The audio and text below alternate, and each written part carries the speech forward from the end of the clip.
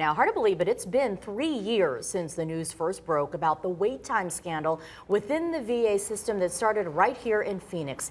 If you remember, a whistleblower came forward saying veterans were dying as they waited for care right here at our home at the Phoenix VA.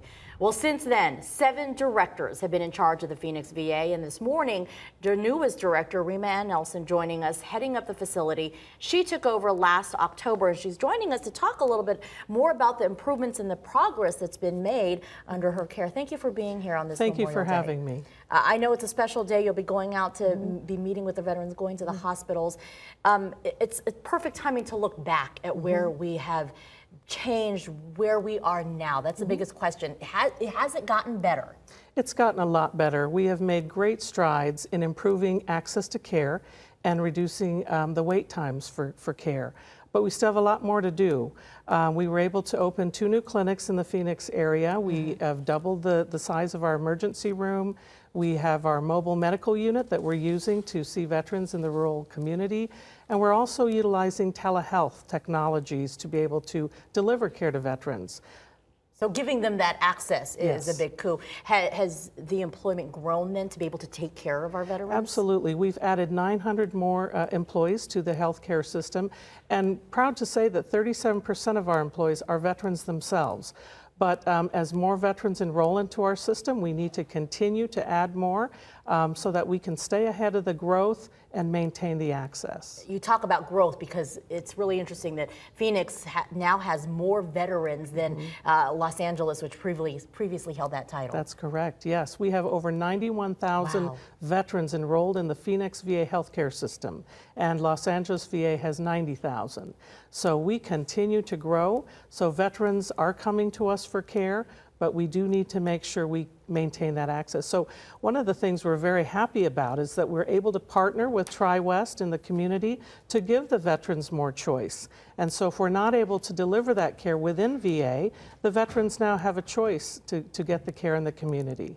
We've seen some of that growth in the new buildings that have gone up, and also the partnership with places like CVS, I know, and those types of things. We want to take it back. Some critics have said, how can Ms. Nelson now be the director and change things around with a not so great track record? She comes from St. Louis, if you're not familiar, where they had at one point the worst patient satisfaction ratings and a couple of scandals within your own hospital back then. So I guess the question is, how do you come from that and they're now here and making these changes that people can feel trusting of you? Well, I made some very difficult decisions in St. Louis. When things were not going right, I closed things down. And if I had to do it again, I'd do it all over again, because one of the things I say to the staff, I cannot fix what I don't know. But I also put it on the staff to say, we're all in this together. And if something isn't right, you need to report it. And when they reported it to me, I took action. So when I was asked to come to Phoenix, I asked, why was I picked? And they told me it's because I made difficult decisions. I'm going to stand by that. I will continue to make difficult decisions and do whatever it takes to get this right for our veterans here in Phoenix. Are there still some bad seeds here in our Phoenix VA that need to go? Well, you know, again, I don't tolerate any type of retaliation. And so if employees bring things up, I welcome that, I encourage that, so that together we can fix this and make things right for veterans. All right. Well, we are hoping that it continues to improve, and I know you said a lot of work needs to be done. Before we go real quickly, what else can veterans look forward to in getting better care?